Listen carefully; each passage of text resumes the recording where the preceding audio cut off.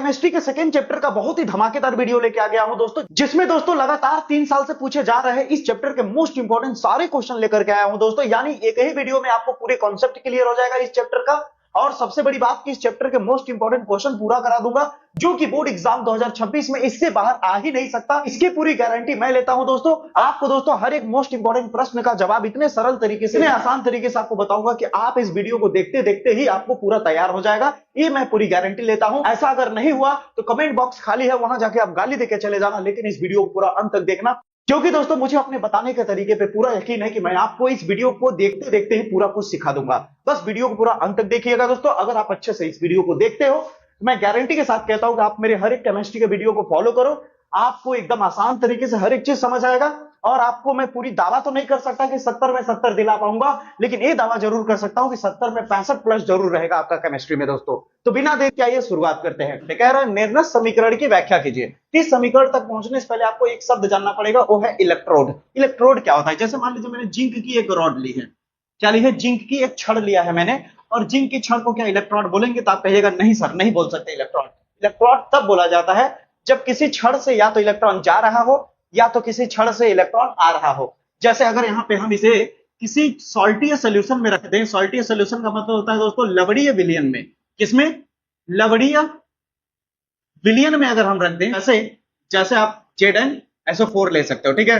तो जैसे इसे लवणीय विलयन में रखेंगे तो यहां से दो की संख्या में, कितने? दो की संख्या में इलेक्ट्रॉन बाहर निकलने लगते हैं। यानी पहले जो जिंक सॉलिड में था, यहां से 2 इलेक्ट्रॉन माइनस होने लगते हैं। जब 2 इलेक्ट्रॉन निकलेगा तो जिंक के ऊपर कितना प्लस चार्ज आ जाएगा? 2 प्लस चार्ज आ जाएगा।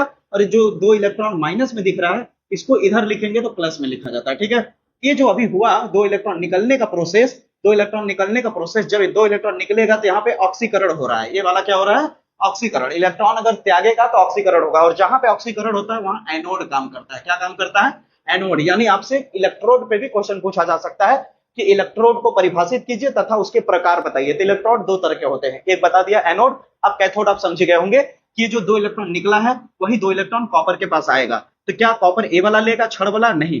कॉपर, ये जो छड़ है, छड़ के अंदर जो सोल्यूशन है कॉपर सल्फेट का, ये छड़ जिसमें डुबोया गया है कॉपर सल्फेट के सोल्यूशन में, क्योंकि जब तक कॉपर सल्फेट के सोल्यूशन में डूबेंगे नहीं तब तक इलेक्ट्रोड नहीं कहलाएगा, ठीक है।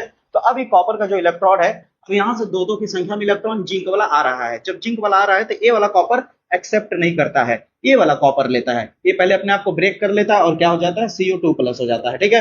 अब जो 2 इलेक्ट्रॉन आया था यहाँ घटने के बजाय जुड़ जाएगा। जब 2 इलेक्ट्रॉन जुड़ता है तो यहाँ पे जो 2 प्लस चार्ज दिख रहा है वो हट जाता है।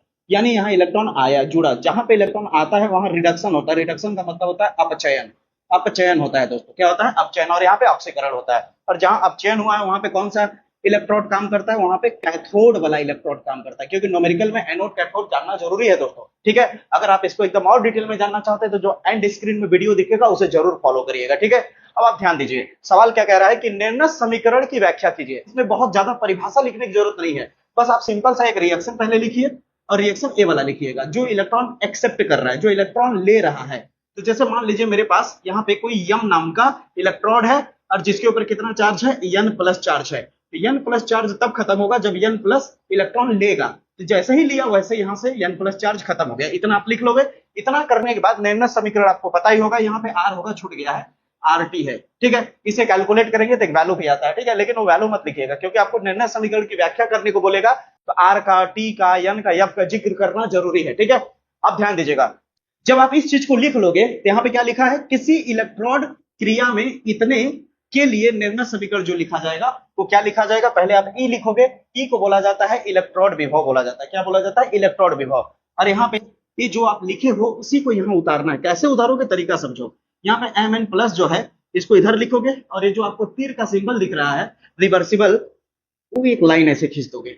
अब उधर जो है उसको लिखोगे, ठीक है। इतना हो गया, फिर बराबर करोगे और यही चीज सेम लिखोगे, बस नोड में लिखोगे। नोड का मतलब क्या होता है? मानक इलेक्ट्रोड विभव। नोड जब भी लग जाता है तो उस दौरान कुछ कंडीशन, स्टैंडर्ड कंडीशन आ जाता है। स्टैंडर्ड कंडीशन का मतलब होता है कि टेम्परेचर जो है आपका 25 डिग्री सेल्सियस होगा।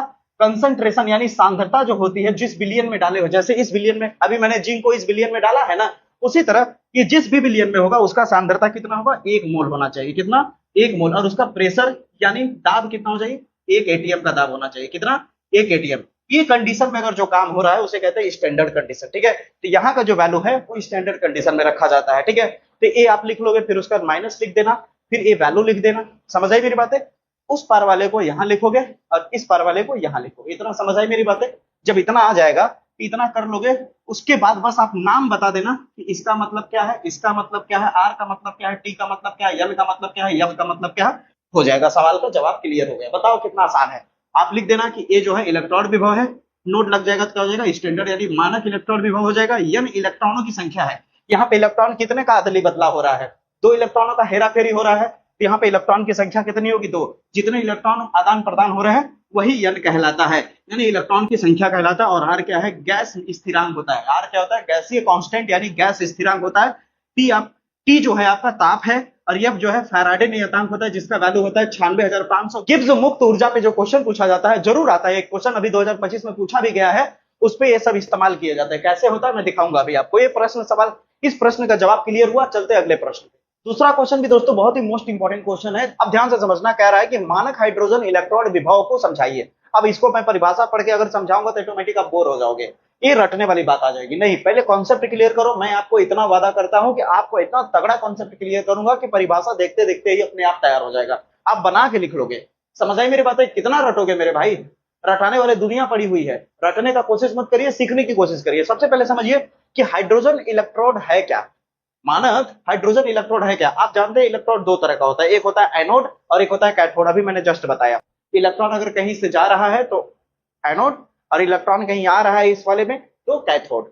अब साइंटिस्टों ने सोचा क्या कोई ऐसा इलेक्ट्रोड बनाया जा सकता है क्या जो इलेक्ट्रॉन ले भी सके और दे भी सके, यानी एक ही क्षण हो लेकिन वो कैथोड का भी काम करे और एनोड का भी काम करे। अभी तक तो आपने देखा था कि जो कैथोड का काम कर रहा था वो एनोड नहीं काम कर सकता था, जो एनोड था वो कैथोड नहीं बन सकता था। समझ आ रही मेरी बातें? इसका मतलब वो ऐसे इलेक्ट्रोड को ढूंढ रहे थे जो कैथोड और एनोड का काम दोनों एक साथ कर सके, यानी आवश्यकता पड़ने पे वो कैथोड की तरह बिहेवियर दिखाने लगे और आवश्यकता पड़ने पे वो एनोड की तरह बिहेवियर दिखाने लगे। तो उनको एक बात याद आया कि हाइड्रोजन एक ऐसा एलिमेंट है कि हाइड्रोजन पे पॉजिटिव चार्ज भी होता है और हाइड्रोजन पे नेगेटिव चार्ज भी होता है, यानी हाइड्रोजन इलेक्ट्रॉन दे भी सकता है और हाइड्रोजन इलेक्ट्रॉन ले भी सकता है। जिस समय हाइड्रोजन इलेक्ट्रॉन दे रहा होगा उस समय इसके ऊपर प्लस चार्ज आएगा, और जब इलेक्ट्रॉन दे रहा होगा तो उसे हम क्या कह सकते हैं, एनोड कह सकते हैं। क्या कह सकते हैं, एनोड। और जब इलेक्ट्रॉन ले रहा होगा तो कैथोड का काम कर सकता है, ठीक है। तो इस तरह से ये तो पता चल गया कि हाइड्रोजन, लेकिन बाद में उनको दिक्कत कहां पे आया कि हाइड्रोजन तो सॉलिड फॉर्म में होता ही नहीं है, हाइड्रोजन तो एक गैस है, वो क्षण कैसे बनेगा।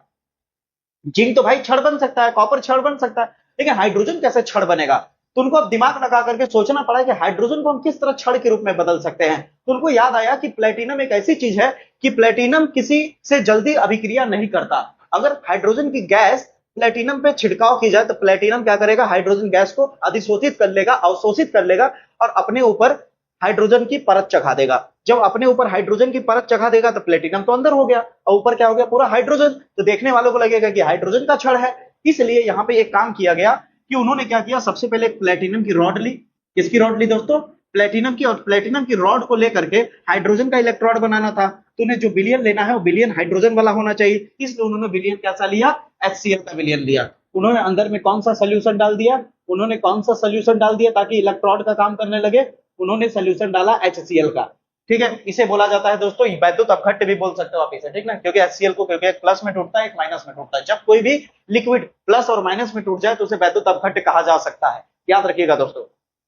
ध्यान से समझिएगा कि यहाँ पे उन्होंने इस तरह प्लेटिनम की रॉड डाल दी। अब हाइड्रोजन गैस ऐसे छिड़काव करेंगे, हाइड्रोजन गैस अगर भेजेंगे तब तो भाई उड़ जाएगा हवा में ना, इसलिए उन्होंने एक कांच की नली ऐसी लगा दी, पतली सी।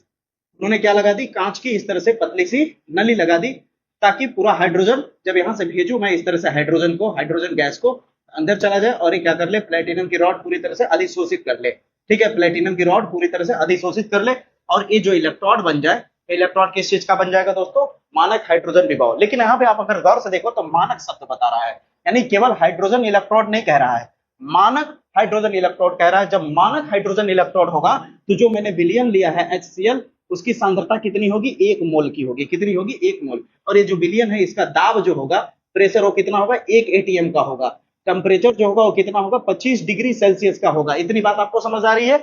जब ये तीनों कंडीशन एक जगह पे लागू हो रहे हैं, इतने कंडीशन पे काम अगर किया जा रहा है तो इसे कहा जाता है मानक कंडीशन। मानक कंडीशन है स्टैंडर्ड कंडीशन, इसके लिए स्टैंडर्ड है। जैसे होता है ना, कोई चीज किसी भी टेम्परेचर पे हो जा रहा है, लेकिन ये एकदम विशेष किसी पर्टिकुलर टेम्परेचर पे, किसी पर्टिकुलर प्रेशर पे, किसी पर्टिकुलर सांद्रता पे काम होता है। अब यहाँ ये हाइड्रोजन इलेक्ट्रोड बन गया। हाइड्रोजन इलेक्ट्रॉन का जो विभव होता है उसको हम लोग जीरो मान के चलते हैं। क्या मान के चलते हैं? जीरो वोल्ट मानते हैं। क्या मानते हैं दोस्तों?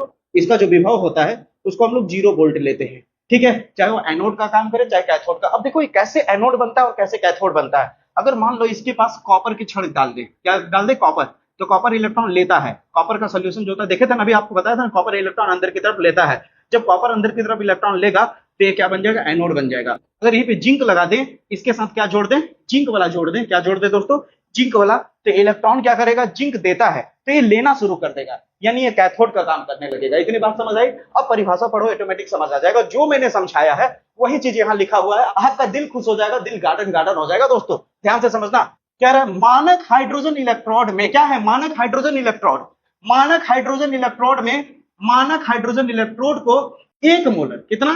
1 मोलर सांद्रता वाले हाइड्रोजन आयन वाला विलयन में रखा। ये देखिए हाइड्रोजन आयन है ना, हाइड्रोजन आयन वाले विलयन में रखा गया। आप बताइए इसको रखना पड़ेगा? नहीं, इसे एकदम आंख मूंद के अपने सभी आप फील कर रहे होगे, महसूस कर रहे होगे। हाँ यार, वही तो सर जी ने बोला कि बस सीधी सी बात है, हमारे पास एक छड़ होता है प्लेटिनम की, उस प्लेटिनम की छड़ पे हमने हाइड्रोजन के गैस को प्रवाहित करते हैं और उसको किस विलयन में डुबो करके रखते हैं? हम लोग 1 मोल सांद्रता वाले HCl वाले विलयन में डुबो कर रखते हैं। आप इसको मत लिखो ना, अपने बना के लिख दो तो भी आपका मार्क्स मिलना है। बस कॉन्सेप्ट सही होना चाहिए और जो शब्द लिख रहे हो वो सही होना चाहिए। फिर उसके बाद कहता है डुबो दिया जाता है इस विलयन में। इस विलयन में एक वायुमंडलीय दाब होता है। दाब कितना होता है?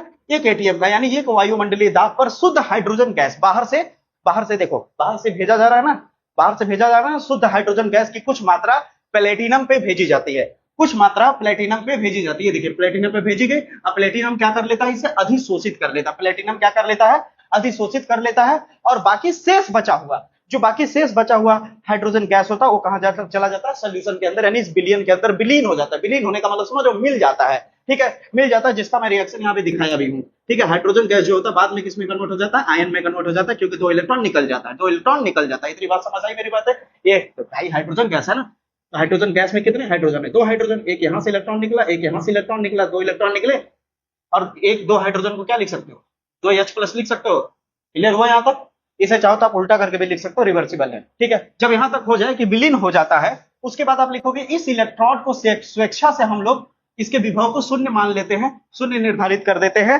अब यह इलेक्ट्रॉन हाइड्रोजन के मानक इलेक्ट्रॉन विभव का कार्य करने लगता है। अब बताओ ये तैयार हुआ या नहीं? एक प्रश्न मैंने दिया, लेकिन इस पे कई प्रश्न आपको तैयार करा दिया। कहीं से भी घुमा के पूछेगा, आप आसानी से कर सकते हो। पूछ सकता है आपको कि मानक हाइड्रोजन इलेक्ट्रोड को, विभव हटा देगा, मानक हाइड्रोजन इलेक्ट्रोड को चित्र सहित परिभाषित कीजिए। चित्र भी समझा दिया, आप परिभाषित भी कर सकते हो। परिभाषित पे यही दोबारा सेम लिखना होगा, यानी बाय 1 गेट 1 फ्री। चलो आगे चलते हैं। अब दोस्तों आप ही तय करो कि इसको क्या मैं आपको पढ़ के रटा के समझा दूं या फिर एकदम कॉन्सेप्ट क्लियर करूं। तो जाहिर सी बात आपके मन में आएगा सर पहले कॉन्सेप्ट क्लियर करेंगे तो ऑटोमेटिक हम अपने से भी तैयार कर लेंगे। यही बात है आपकी। तो मुझे पता है कि आप भी यही सोच रहे होंगे, इसीलिए दोस्तों कॉन्सेप्ट पे पूरा फोकस करो, ऑटोमेटिक समझ आ जाएगा। सबसे पहले आप समझो कि क्या वैद्युत अपघट्य होता क्या है।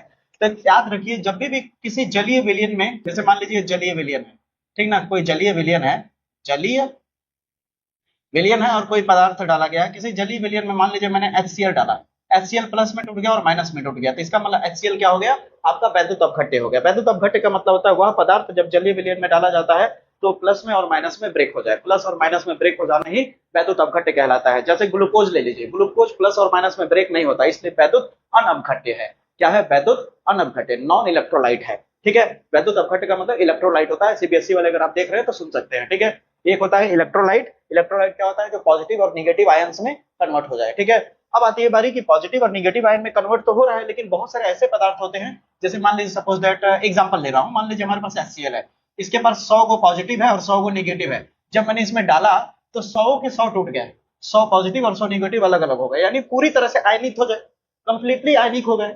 अगर कंप्लीटली ब्रेक डाउन हो जा रहे हैं, कंप्लीटली पूरी तरह से आयनित हो जा रहे हैं, वियोजित हो जा रहे हैं, तो उसे कहते हैं प्रबल वैद्युत अपघट्य। और जो पूरी तरह से आयनित नहीं हो पा रहे, जैसे मान लीजिए आपके पास CH3COOH है, ये पूरी तरह से, अभी एक ट्रिक भी बताऊंगा, ध्यान से समझिए। अभी मान लीजिए इसके पास 100 को प्लस 100 को माइनस है, लेकिन टूटा कितना? 40 को ही प्लस टूटा और 40 को ही माइनस टूटा, बाकी नहीं टूट पाया। इसका मतलब पूरी तरह से आयनित नहीं हो पाया, आंशिक रूप से आयनिक हुआ। अगर आंशिक रूप से ब्रेक डाउन हो रहा है, आंशिक रूप से विभाजित हो रहा है, तो दुर्बल कहलाएगा। क्या कहलाएगा? दुर्बल। और आपको पहचानने का सबसे बेस्ट तरीका बताता हूं, देखिए याद रखिएगा, आपका जो लवण होता है, लवण जितने भी होंगे, लवण का मतलब होता है सॉल्ट, ये सारे प्रबल होते हैं। क्या होते हैं? प्रबल होते हैं। इसलिए आपको देखोगे इस चैप्टर में लवण बहुत ज्यादा इस्तेमाल किया जाता है। ठीक है, अब याद रखना।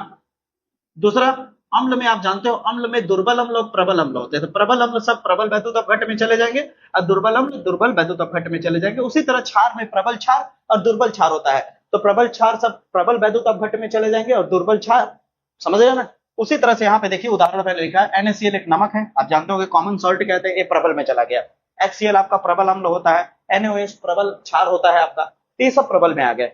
दो उदाहरण लिखना है केवल इसमें, लेकिन मैं कितना लिख दिया हूँ, 3 जो आपको सही लगे वो कर लीजिएगा। उसी तरह यहाँ पे दुर्बल अम्ल दुर्बल, यहाँ पे दुर्बल अम्ल का प्रयोग भी किया है, देख सकते हैं आप लोग। तो ये क्वेश्चन अब आप पढ़ के देखिए, ऑटोमेटिक आपको तैयार हो गया होगा, बिना रटने, बिना आपको रटे, बिना आपको ज्यादा मेहनत किए। आपसे अगर कोई पूछे वैद्युत अपघट्ट क्या है, तुरंत बता दोगे। ऐसा विलयन जो आयन में टूट जाए, अगर पूरी तरह आयन में टूट रहा है तो प्रबल, आंशिक रूप से टूट रहा है तो दुर्बल।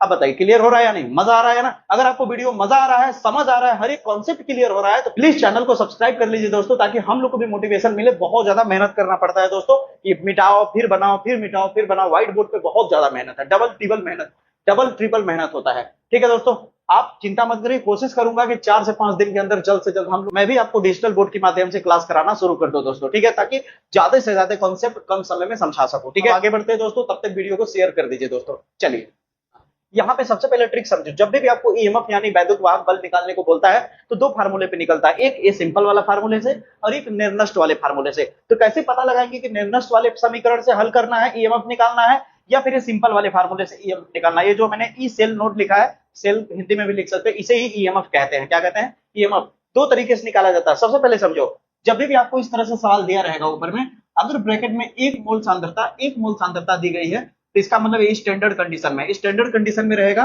तो आपको इस वाले फार्मूले का इस्तेमाल करना है। और यहाँ पे आपको 1 के जगह 0.001 या फिर 1 × 10⁻³ इस टाइप के कुछ दिया रहेगा, यानी 1 के अलावा कुछ और दिया जाएगा, तो आप निर्णय समीकरण का प्रयोग करोगे। चलो, ये तो क्लियर हो गया।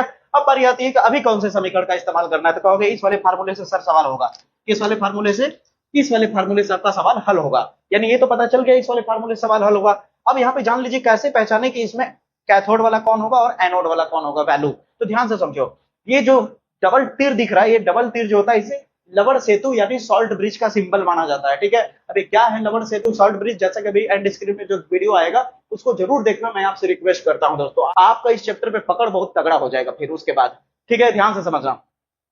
तीर के ये दोनों तीर जो दिख रहा है, इसके इस पार हमेशा एनोड होगा और इसके इस पार हमेशा कैथोड होगा। यानी कॉपर वाला जो वैल्यू होगा वो कैथोड के लिए होगा, जिंक वाला जो वैल्यू होगा एनोड के लिए। जैसे यहाँ पे देखा जाए तो ये जो सिल्वर वाला वैल्यू है वो किसका काम करेगा, कैथोड का। यानी सिल्वर वाले का जो वैल्यू रखा जाएगा वो किसके जगह पे रखा जाएगा, कैथोड की जगह पे।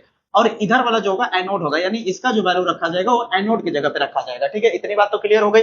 यानी अब आती है हमारी वैल्यू रखने की, तो वैल्यू रखते दौरान भी थोड़ा सा चिन्ह में बदलाव आएगा। कहाँ आएगा बता रहा हूँ, सबसे पहले समझिए। अब जब आप इसे हल करना शुरू करोगे तो जाहिर सी बात है आप क्या करोगे, आप इसका समीकरण लिखोगे। जो निकालना है आपको, क्या निकालना भैया, ईएमएफ निकालना है। ईएमएफ को आप क्या बोल सकते हो, ई सेल बोल सकते हो। नोड क्यों लगाओगे, क्योंकि स्टैंडर्ड कंडीशन में काम कर रहे हैं, इसलिए हर जगह नोड लगेगा। फार्मूला क्या होता है, E cathode, E cathode minus E anode, E anode. Clear है।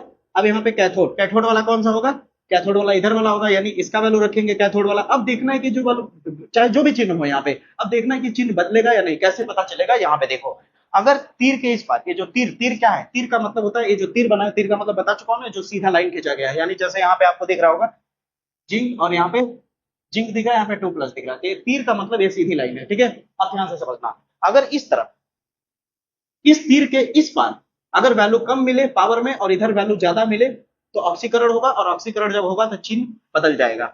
और अगर इस तरफ, जैसे मान लो एग्जांपल के तौर पे इस तरफ Zn2+ है और इधर क्या है Zn, अब यहाँ ज्यादा है इधर कम है, इधर ज्यादा और इधर कम, ज्यादा और कम होगा तो अब चयन होगा। अब चयन में चिन्ह नहीं बदला जाएगा। तो यहाँ पे देख लो पहले क्या हो रहा है, यहाँ ज्यादा है, इस तरफ से इस तरफ चलना हर बार, यहाँ 2+ है और यहाँ कुछ नहीं है तो 0। ज्यादा से कम की तरफ जा रहे हो, जब ज्यादा से कम की तरफ जाओगे चिन्ह नहीं बदलेगा, चिन्ह नहीं बदलेगा। यानी यहाँ पे 2+ है और यहाँ 0 है, कुछ नहीं है तो 0 है, यानी यहाँ पे क्या हो रहा है, अपचयन हो रहा है। अपचयन में चिन्ह नहीं बदलेगा। यहाँ पे देख लेते हैं थोड़ा सा, यहाँ प्लस है, प्लस का मतलब +1, और यहाँ कुछ नहीं तो 0, यानी अभी भी आप ज्यादा से कम की तरफ जा रहे हो। ज्यादा से कम की तरफ में अपचयन होता है, अपचयन में कोई चिन्ह नहीं बदलता। चिन्ह बदलने वाला भी क्वेश्चन लूंगा, चिंता मत करिए।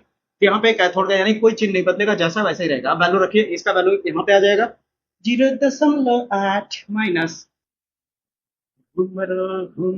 शाम रंगे अब यहाँ माइनस माइनस क्या हो जाएगा, प्लस हो जाएगा। 0.76 हल करते रहे बच्चा।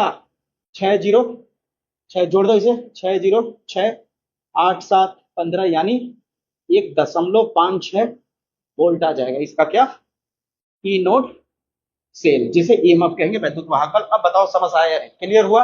अब इस सवाल को, अब इसी इसी पैटर्न पे गिब्स फ्री एनर्जी वाला सवाल लेता हूं मैं, देखिएगा। जैसा कि इसके पिछले में देखा दोस्तों हमने, वैद्युत वाहक बल जो निकाला यानी ईएमएफ, वो सिंपल फार्मूले पे निकाला। अब इस वाले क्वेश्चन में देखा जाए तो निर्णय समीकरण लगेगा। क्यों लगेगा, क्योंकि यहाँ पे आप देख सकते हो स्टैंडर्ड कंडीशन नहीं है। यहाँ 1 मोलर नहीं दिया गया है, यानी यहाँ पे जब भी आपको दशमलव में या इस तरह से दे दे तो समझ लीजिए दोस्तों कि आपको निर्णय समीकरण अप्लाई करना होगा। अब यहाँ पे आप देख सकते हैं आपके पास क्या क्या वैल्यू है और क्या क्या चाहिए। ई नोट सेल आपके पास अभी नहीं है कहीं, ई नोट सेल कहीं नहीं दिया है, ई नोट सेल निकालना पड़ेगा। तब आपके पास दिया क्या है, माइनस 0.059। एक बहुत ही प्यारा क्वेश्चन है दोस्तों, बहुत ही प्यारा, झंडे गाड़ दोगे एग्जाम में करा जाएगा ऐसा क्वेश्चन तो, ठीक है। यन यन क्या होता है, इलेक्ट्रॉनों की संख्या। अब इलेक्ट्रॉन क्या है, यहाँ पे देखिए कितने इलेक्ट्रॉन का हेरा फेरी हो रहा है। यहाँ पे देखिए 0, फिर यहाँ 2, यहाँ 2, यहाँ 0, यानी 2 इलेक्ट्रॉनों का आदान प्रदान हो रहा है। यानी यहाँ पे यन कितना हो जाएगा दोस्तों, 2 हो जाएगा। लॉग बेस 10 ऑक्सीकरण किधर होता है आपको पता है, जिधर इस दोनों तीर के इधर क्या होता है, अभी बताया था मैंने ना, एनोड का काम करता है। किधर, एनोड। और ये वाला किधर का काम करता है, कैथोड का। और आपको अभी मैं बेसिक बता रहा था तो आपको बताया था कैथोड की तरफ रिडक्शन होता है, रिडक्शन का मतलब होता है अपचयन। और एनोड की तरफ क्या होता है, ऑक्सीडेशन, ऑक्सीडेशन यानी ऑक्सीकरण। यानी ए वैल्यू ऊपर रखोगे और ए वैल्यू नीचे रखोगे, यानी 0.1 ऊपर रहेगा और नीचे में क्या हो जाएगा दोस्तों, 1 × 10⁻⁻1। चलिए ये भी हो गया, लेकिन इसका वैल्यू अभी नहीं पता है। इसका वैल्यू निकालने के लिए क्या करोगे, ई सेल नॉट निकालने का फार्मूला बता ही चुका हूं, इससे पीछे वाला भी जस्ट किया है सवाल आपने। क्या होता है, ई नोट कैथोड माइनस ई नोट एनोड बराबर कैथोड। कैथोड कौन होगा बताइए, इधर वाला यानी कॉपर वाला। कॉपर वाला वैल्यू यहां रखेंगे। अभी रखने से पहले देखेंगे कि चिन्ह जो है प्लस में, वो प्लस ही रहेगा या बदल जाएगा। तो उसके लिए हम यहां पे जाएंगे, इधर से इधर पहुंचिए। क्या, +2 है, अब +2 से किधर जा रहे हैं, 0 की तरफ। यानी यहाँ कुछ पावर में नहीं है तो 0 ही है ना, तो +2 से 0 की तरफ जा रहा हो, यानी ज्यादा से कम की तरफ। जब ज्यादा से कम की, जब इधर ज्यादा रहे और इधर कम रहे तो चिन्ह बदलने की जरूरत नहीं होती है, क्योंकि यहाँ पे इसका मतलब रिडक्शन हो रहा है, ठीक है। अब यहाँ पे ध्यान से समझिए, ये वैल्यू जो है प्लस में 0.34 ऐसा ही रखेंगे, माइनस उतारेंगे, ब्रैकेट कर दीजिए एनोड। एनोड ए वाला काम करेगा, इधर वाला। तो इसका वैल्यू देख लीजिए, ये बदलेगा चिन्ह या फिर नहीं, तो आप देख सकते हैं ज्यादा से कम जा रहा है, इसका मतलब चिन्ह में कोई चेंजेस नहीं होगा। माइनस 2.37, 0.34 माइनस माइनस प्लस हो जाएगा 2.37। अब इसे अगर आप जैसे ही जोड़ोगे, अब इसे जोड़ के देख लीजिए, 7 4 11 की 1 हासिल लगा, 1 3 और 1 3 6 और 1 हासिल मिला दिया तो कितना हो जाएगा, 7 हो जाएगा। और दशमलव में 2, यानी 2 दशमलव आपका कितना हो जाएगा दोस्तों, 2.71 वोल्ट हो जाएगा। क्या हो जाएगा, 2.71 वोल्ट। अब यहाँ पे आ जाएगा 2.71 वोल्ट। अब बताइए यहाँ तक क्लियर हुआ। अब ध्यान से समझिए, यहाँ तक जब क्लियर हो जाए तो क्या हो जाएगा, इतना लिखेंगे। इसको अभी कैलकुलेट मत करना, देखना अभी बड़ा खतरनाक खेल होने वाला है। लॉग बेस 10, अब यहाँ 0.1 है, 0.1 ऐसे ही रहने दो, नीचे में 1 ऐसे ही रहने दो, 10⁻⁻1 है, ऊपर जाएगा 10 पॉजिटिव में 1 हो जाएगा। अब 1 लिखने की जरूरत है नहीं, प्लस पावर में नीचे में 1 लिखने की जरूरत है नहीं। 10 का 0.1 से गुणा करोगे तो आंसर आएगा 1। और लॉग बेस 10 के ऊपर अगर 1 होता है तो पूरा वैल्यू क्या हो जाता है, 0 हो जाता है। क्या हो जाता है दोस्तों, पूरा वैल्यू आपका 0 हो जाएगा। यानी ये जो आपके पास वैल्यू है, इसका 0 से गुणा करोगे तो ये भी पूरा वैल्यू क्या हो जाएगा, 0। यानी कुल मिला के आपके पास 2.71 वोल्ट आ जाएगा। अब बताइए ईमानदारी से समझ आया या नहीं, क्लियर हुआ या नहीं, पक्की बात है क्लियर। अब चलिए गिब्स फ्री एनर्जी वाले पे, यानी गिब्स मुक्त ऊर्जा कैसे निकाला जाता है उसको देखते हैं, फिर उसके बाद और बेहतरीन बेहतरीन क्वेश्चन लेते हैं दोस्तों। अगर दोस्तों गिब्स फ्री एनर्जी की बात करो, यानी बोले तो मानक गिब्स ऊर्जा की गणना की बात करो, तो ये क्वेश्चन आने का चांसेस 2026 में बहुत ज्यादा है दोस्तों। कैसे किया जाएगा, बहुत ही शानदार तरीके से बताता हूं, आप हमेशा के लिए सीख जाओगे। जब भी आपको मानक गिब्स ऊर्जा पूछा जाएगा तो आप फार्मूला लिखोगे -NF ई नोट सेल। एफ का मतलब बताया था अभी कुछ समय पहले, एफ का मतलब होता है फैराडे नियतांक, जिसका 96,500 वैल्यू होता है, ठीक है। और यन तो पता ही इलेक्ट्रॉन की संख्या। और ई नोट सेल कैसे निकाला जाता है वो तो सीख लिया आपने, फार्मूला क्या होता है, E naught cell is equal to E cathode minus E anode होता है, ठीक है।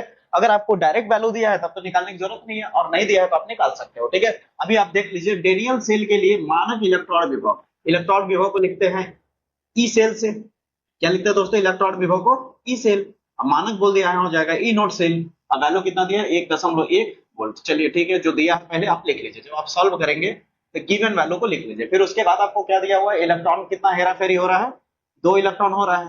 अब फैराडे नियतांक आपको पता ही है कितना होता है, 96,500 होता है दोस्तों। अब आपको यहाँ पे वैल्यू रखना है और कैलकुलेट कर देना है। तो जैसे ही आप यहाँ वैल्यू रखोगे माइनस एन की जगह हो जाएगा 2, फैराडे नियतांक कितना हो जाएगा आपका 96,500 हो जाएगा, गुणे इसका वैल्यू कितना 1.1। अब जैसे इसे कैलकुलेट करोगे इसका आंसर आ जाएगा। अब ऊर्जा है तो ऊर्जा का मात्रा किसमें आएगा, जूल में आएगा। यहाँ क्वेश्चन मार्क किया है, इसका जवाब आप लोग कमेंट बॉक्स में जरूर देना कि इसका आंसर कितना आएगा। अब चलो चलते हैं अगले क्वेश्चन पे। देखने में जितना कठिन लगता है अंतर, लेकिन उतना ही आसान है दोस्तों, और अच्छा खासा मार्क्स बोर्ड एग्जाम में दे देता है दोस्तों। इस बार 2026 में आने का चांसेस बहुत ज्यादा है। क्वेश्चन क्या कह रहा है देखिए, कह रहा है वैद्युत रासायनिक सेल तथा वैद्युत अपघटनी सेल में अंतर स्पष्ट कीजिए क्या है। यानी वैद्युत रासायनिक सेल और वैद्युत अपघटनी सेल क्या है। पहली बात तो बता दूं, वैद्युत रासायनिक सेल जो होता है उनमें एक इलेक्ट्रॉन और एक इलेक्ट्रॉन अलग अलग कंटेनर में रखा होता है। वो एक ही कंटेनर में दोनों इलेक्ट्रॉन को नहीं डुबाया जाता है। जैसे यहाँ पे देख सकते हो दोनों इलेक्ट्रॉन एक ही डब्बे में है, लेकिन यहाँ क्या होता है अलग अलग होता है। इसमें रेडॉक्स अभिक्रिया कराने के लिए, यानी ऑक्सीकरण और अपचयन, देखो रेडॉक्स अभिक्रिया का मतलब क्या होता है, इस रिएक्शन में जिस अभिक्रिया में ऑक्सीकरण और अपचयन दोनों एक साथ देखी जा रही हो उसे रेडॉक्स अभिक्रिया कहते हैं। बात आपको पता होगा। अब यहाँ पे ध्यान से देखिए, ये तो आप जानते हैं इधर की तरफ क्या होगा, ऑक्सीकरण होता है और इधर की तरफ अपचयन होता है, बता ही चुका हूं मैं अभी बेसिक में, ठीक है। इसका अगर फुल वीडियो देखना है तो जैसा कि मैं यहाँ थंबनेल दिखा रहा हूं, वीडियो के एंड स्क्रीन में भी दे दूंगा। ये 2 पार्ट में है, दोनों पार्ट अगर देखोगे तो आपका कॉन्सेप्ट भी क्लियर हो जाएगा और इस वीडियो से सारे मोस्ट इंपोर्टेंट क्वेश्चन भी तैयार हो जाएंगे। यानी कह लीजिए फुल पैकेज आपकी तैयारी हो जाएगी इस चैप्टर की, ठीक है। तो ध्यान से समझिए यहाँ पर क्या होता है, अभी कहना क्या चाह रहा है ध्यान से समझिए। ये वाला जो गैल्वेनिक सेल है इसे डेनियल सेल भी कहते हैं, याद रखिएगा। जैसे इसे वैद्युत अपघटनी सेल कहते हैं उसी तरह इसे डेनियल, वोल्टी या गैल्वेनिक सेल भी कहते हैं, ठीक है। आप उस वीडियो में बहुत बेहतर सीख पाओगे। अब देखो यहाँ पे बात आ रही है क्वेश्चन की, कह रहा है कि वैद्युत रासायनिक सेल और वैद्युत अपघटनी सेल में क्या अंतर है। ध्यान से समझिए क्या कह रहा है कि वैद्युत रासायनिक सेल जो होता है, याद रखिए वैद्युत रासायनिक सेल क्या होता है, रासायनिक ऊर्जा को विद्युत ऊर्जा में बदलता है। यहाँ पे आप जानते होंगे रासायनिक ऊर्जा को विद्युत ऊर्जा में बदला जाता है, लेकिन यहाँ पे क्या होता है जस्ट उल्टा होता है।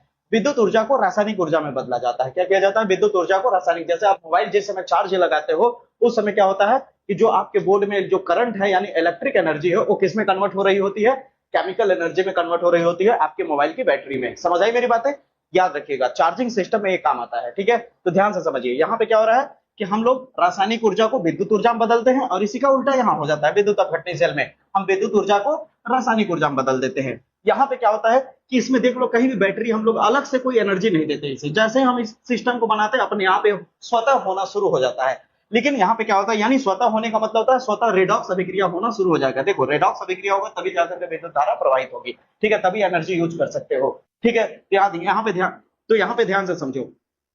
यहाँ पे दोस्तों आप देखते हो हमने कहीं अलग से बैटरी नहीं लगाया, अलग से कोई एनर्जी, अलग से इसे कोई एनर्जी सोर्स नहीं दिया जा रहा है, फिर भी ये अपने आप स्टार्ट हो जाता है। यानी इधर की तरफ क्या होता है ऑक्सीकरण होना शुरू हो जाता है, इधर की तरफ अपचयन, और ऑक्सीकरण और अपचयन जब दोनों एक साथ हो रहा है तो इसका मतलब यहाँ पे कौन सी अभिक्रिया हो रही है, रेडॉक्स अभिक्रिया। तो यहाँ पे लिखा है दूसरे में कि वैद्युत रासायनिक सेल जो होता है इसमें स्वतः रेडॉक्स अभिक्रिया संपन्न होने लगती है, और यहाँ पे रेडॉक्स अभिक्रिया कराने के लिए हमें क्या करना होता है, अलग से कोई सोर्स यानी देना पड़ता है। यहाँ पे रेडॉक्स अभिक्रिया कब होता है, जब विद्युत धारा प्रवाहित की जाती है तब जाकर के रेडॉक्स अभिक्रिया संपन्न हो पाता है, ठीक है। चलिए दूसरा अंतर समझ आ गया। तीसरा अंतर है यहाँ पे, याद रखिए ये बात आपने स्कूल में भी सुना होगा कि इधर की तरफ जानते हो एनोड काम करता है। यानी आप यहाँ पे देखो लिखा होगा इसमें कैथोड जो होता है, ये वाला कैथोड ये धन सिरा की तरफ होता है, यानी पॉजिटिव जिधर जाएगा इधर पॉजिटिव टर्मिनल की तरफ क्या होता है कैथोड काम करता है, और निगेटिव टर्मिनल की तरफ क्या करता है एनोड काम करता है। इस वाले टर्मिनल को माइनस टर्मिनल कहते हैं, इधर वाले को पॉजिटिव टर्मिनल कहते हैं। यानी निगेटिव वाले की तरफ क्या करता है काम, आप जानते हो इधर वाला एनोड होता है, अभी बताया था मैंने कुछ समय पहले।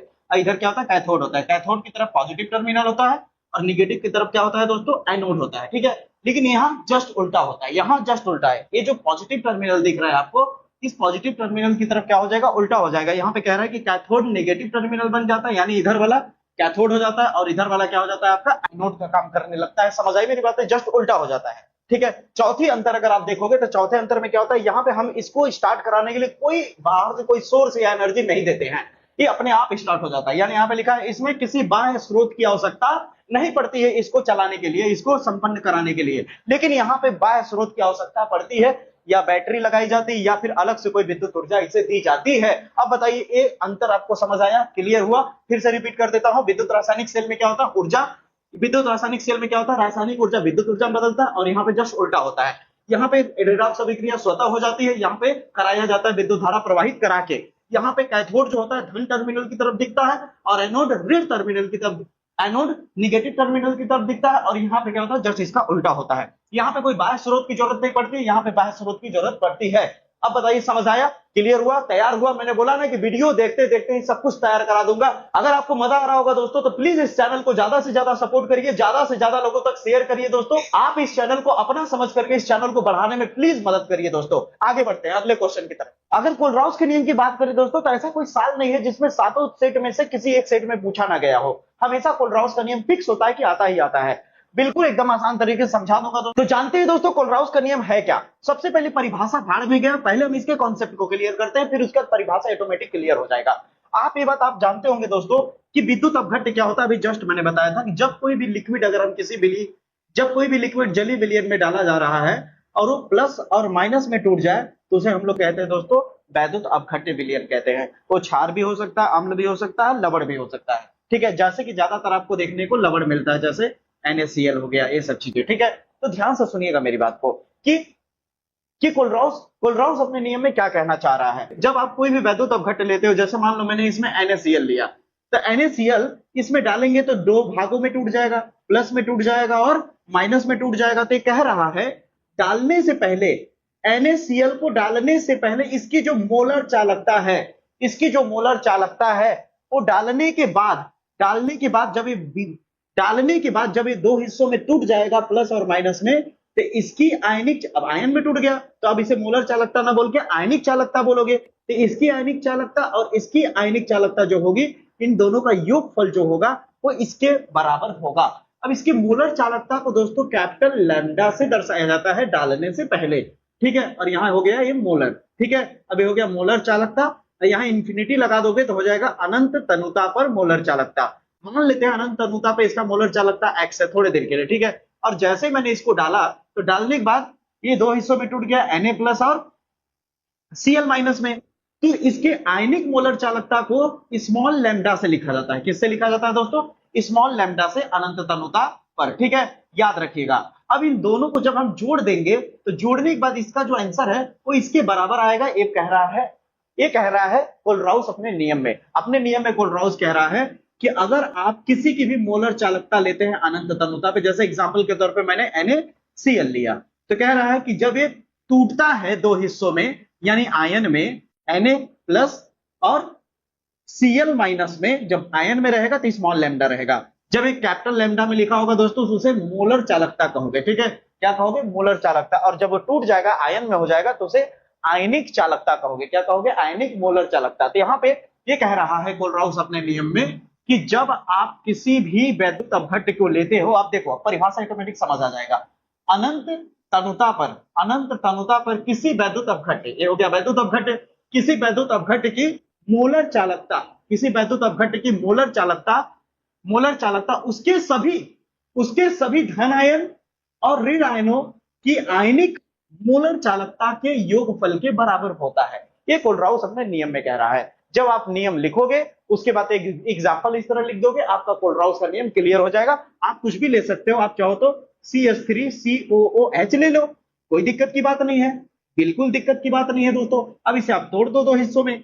जब ये दो हिस्सों में टूटता है तो आपको पता है दो हिस्सों में टूटेगा तो क्या हो जाएगा? CH3COO के ऊपर माइनस आ जाता है और यहाँ पे आपके पास H के ऊपर प्लस आ जाएगा। ठीक है, यहाँ लगा दीजिए इंफिनिटी। अब बताइए यहाँ तक क्लियर है या नहीं? कोलराउस का नियम मजा आया या नहीं? क्लियर हुआ? बहुत बढ़िया। चलिए अगले क्वेश्चन पे चलते हैं। इसके बाद जितना मैंने अभी तक बताया उसके बाद दो ऐसे टॉपिक है दोस्तों जो कह लीजिए कि हर बार पूछा जाता है, और वो है दोस्तों फैराडे का दोनों नियम। ठीक है, विद्युत अपघटन नियम, और अगला आता है विशिष्ट चालकता और मोलर चालकता पर न्यूमेरिकल। तो मैंने जैसा कि बताया कि यहाँ पे जो आपको एंड स्क्रीन में सेकंड वाला वीडियो दिखेगा, उस सेकंड वाले वीडियो में सारी चीजें मिल जाएंगे। क्यों? क्योंकि वहां पे एकदम कॉन्सेप्ट के साथ समझाया दोस्तों। ये वीडियो हमारा केवल मोस्ट इंपोर्टेंट क्वेश्चन का है, तो आपको फील करना पड़ेगा कि फार्मूला एक्चुअली में आया कहां से। उसके लिए क्या करना पड़ेगा दोस्तों? उस वीडियो को देखना पड़ेगा। नहीं तो वीडियो में अगर पूरी डिटेल में इसको बताने लगा दोस्तों तो इस वीडियो का लेंथ बहुत ज्यादा बढ़ जाएगा दोस्तों। ठीक है, इसलिए दोस्तों इस वाले को और इस वाले को जितना मैं यहाँ पे दिखा रहा हूँ एंड स्क्रीन में वीडियो, आप जाकर के तुरंत वीडियो खत्म होते होते उसे देखना शुरू कर दो, क्योंकि आपका दिमाग इस चैप्टर पे लगा हुआ है। इसलिए उस वीडियो को देखोगे तो ऑटोमेटिक आपको और ज्यादा और बेहतर फील होगा दोस्तों।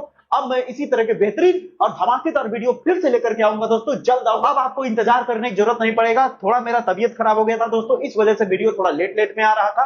ठीक है दोस्तों, लेकिन अब वीडियो रेगुलर और धमाकेदार वीडियो आएगा दोस्तों, फिजिक्स का, केमिस्ट्री का, बायोलॉजी का।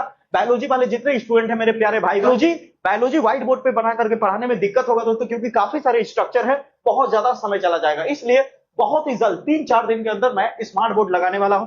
मैं 3-4 दिन के अंदर बहुत ही जल्द हम लोग का डिजिटल बोर्ड लग जाएगा और धमाकेदार हर एक वीडियो होगा दोस्तों। आप इसके लिए मैं अभी से ही वादा करता हूं दोस्तों कि आपको बिल्कुल भटकने की जरूरत नहीं पड़ेगी, आपको कमेंट तक नहीं करना पड़ेगा दोस्तों कि क्या कहते हैं सर ये वीडियो ला दीजिए, वो वीडियो ला दीजिए। आपके कहने से पहले आपका भाई वीडियो लेकर के पेश हो जाएगा। बस इस चैनल को सपोर्ट करो, इस चैनल को सपोर्ट की बहुत जरूरत है दोस्तों। अगर आप वीडियो देख रहे हो प्लीज वीडियो को देखने के बाद शेयर करिए और चैनल को सब्सक्राइब ज्यादा से ज्यादा लोग करिए दोस्तों, ताकि मुझे भी मोटिवेशन मिल सके और ज्यादा से ज्यादा आप लोगों के लिए मेहनत कर सकूं दोस्तों। आप लोगों को तो बहुत पहले ही बताया था दोस्तों कि पैसे की थोड़ी सी प्रॉब्लम होने की वजह से मैं स्मार्ट बोर्ड नहीं ले पा रहा हूं, लेकिन पूरी कोशिश कर रहा हूं कि जल्द से जल्द पैसा इकट्ठा हो और उसके बाद स्मार्ट बोर्ड लेकर के मैं एक दिन में लगातार 2 नहीं 3 वीडियो लेकर के आऊं दोस्तों। अब मुलाकात करेंगे अगले वीडियो में, तब तक के लिए जय हिंद, जय भारत।